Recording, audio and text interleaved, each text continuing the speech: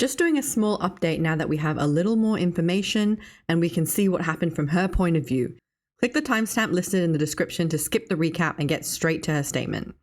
We will be using screen caps from her stream the next day where she talks about the events in various sections though, so stay tuned if you want to see all that. Recap.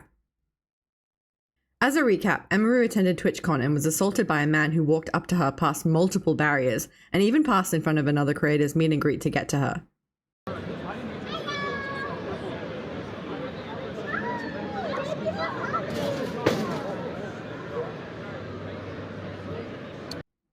Nobody stopped his approach, and it wasn't until he made contact, grabbing at her and seemingly trying to kiss her, that anyone intervened.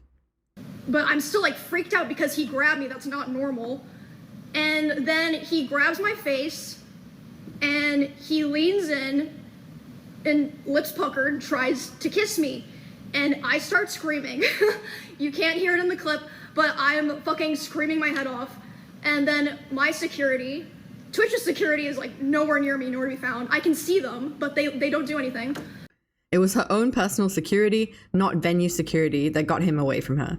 This was after her previous and favorite security guard was banned from the event for successfully stopping something like this from happening previously.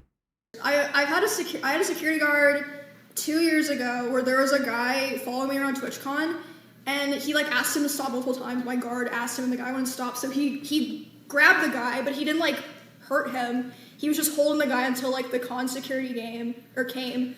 And then for some reason they're like, yeah, because your security guard touched him, he's like perma-banned from the venue forever. But he didn't even hit him or anything. He just like held him while they waited for like the police to come. And, what the fuck? And it was like my favorite security guard. I can't have him at TwitchCon anymore.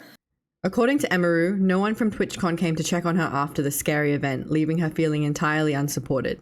She still went back out and finished her meet and greet afterwards. Are you okay though? This is gonna sound fucked up, honestly. I'm so desensitized to stuff like that when it happens, I kind of just go into like lock-in mode. I'm like, okay, I need to just lock in and like get through this, worry about it later. So that's how I was able to finish my meet and greet. Like my friends were telling me like, bro, if it was me, I would have been crying. You're built different for going back out there. Statement. I'll put her statement on screen so you can read it in its entirety if you'd like. We'll just be going over the key points due to its length. She started off thanking everyone for their concern and reassures her audience that she's okay. Her statement then reads, I'm obviously shaken up by what happened, and it's not the first time I've dealt with something like this. But to tell you honestly, I'm a lot more hurt and upset by how Twitch handled it during and after the fact. Like I said, I don't understand how he was allowed to make it to me in the first place. The security in the clip who reacts is my own security. However, there were at least 3 or 4 other TwitchCon security staff in the area who did not react and let the guy walk away, as you can see in the clip since they don't even appear in frame, lol. None of the TwitchCon staff came to ask what happened or if I was okay. So if no one was checking if I was okay or if I needed anything, and they let the guy run away initially, I have no idea what anyone hired to keep the event safe was doing, lol. In Twitch's statement, they said that the guy was immediately caught and detained. I'm sorry, but that is a blatant lie. He was allowed to walk away from my meet and greet, and I didn't hear he was caught until hours after he attacked me. And it felt like this only happened because of my manager pressing for it, not because TwitchCon staff present thought it was a big deal. This is definitely my last TwitchCon. And it saddens me to say, as a 10-year off and on attendee of TwitchCon, I think other creators should seriously consider not attending in the future. I did not feel cared for or protected, even bringing my own security and staff. I can't imagine how creators without those options would feel. Stay safe, y'all. Everything is going to be okay. Aftermath. They ID'd the man responsible and according to Twitch have banned him indefinitely from future events, both on the online platform and in person. However, according to this clip, it appears they only initially wanted to ban him for 30 days before pushback from Emiru's manager. My manager comes back to me and she's upset.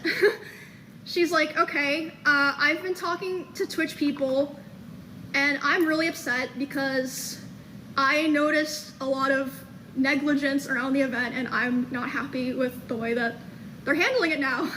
And I'm like, what do you mean? She's like, well, I asked them, you know, like, what are they gonna do about this? And you know what they said initially? They said, oh, well, He's banned from the platform for 30 days.